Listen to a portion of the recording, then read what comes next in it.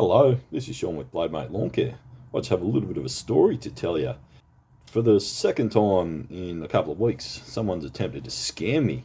Now, it's a little bit different to the regular scams you get. This one's targeted, I believe it's small businesses. So what it is, I sponsor a publication by the Neighbourhood Watch in Australasia. It's called the Street Smart Handbook. And in that publication, it just provides details and advice, etc., that goes out to the schools. Hey, Kelly, I can see you. Gonna be in a YouTube video, baby. It's a publication that gets sent out to the schools and all that, and it's just it's a thing to help teachers or whatever educate kids about drugs, and I think particularly ice and that sort of stuff. Anyway, it's a good thing to be a part of. So when they sent me out the documentation of this publication that went on my social medias accounts, Facebook and Instagram, etc. I've since had a few phone calls from people claiming that I've pledged to another one, and they're calling back asking. They say, "Oh, we've got all the pamphlets. They're ready for publication, and we just need to get your final details and payment, and we can send those off, and they'll have your label and all that all over it." And when the first time it happened, I was like, "Excuse me, I don't remember agreeing to anything like this. Can you please, send me a paper trail of it if you have any?" Because I went through all my details, I didn't have any. It sounded quite legit. And anyway, moving on from that, when I did actually get the official Street Smart Handbook, I noticed that it just had this little part in it, and that's when I kind of realised what was happening, that someone was attempting to scam. And I just had another phone call, and I knew straight away what it was this time.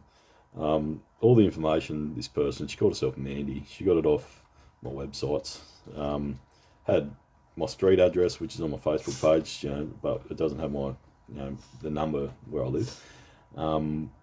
She goes, "Yep, we just need to get these extra details off you because our girl that works for us, she's a work experience student, and she forgot to put that on there." I'm like thinking, how dumb, and she also goes, "Oh, and we also have you down. The password you used was Army Vet." Now all this is information you can get off my website and my social medias. I mentioned that on Army Veteran, etc. However, Army Vet, it's nothing I would ever use for a password. It's didn't even cross my mind. So I was sitting there chuckling to myself and getting all this information, write it down as best I can, and Mandy claimed to be representing Mental Health Australia. So anyway, I gave her a mouthful. I told her off. As soon as I got off the phone, I reported everything I had from the interaction, so her phone number, her name, everything they'd said in the conversation. Reported it here to Scamwatch, which is a government thing, and it's all I could do. From there, I got a little bit petty. I probably shouldn't have. I screenshotted the receipt of the report, and I'll text it back to that number, and I just said, might need a new burner phone or something, then ...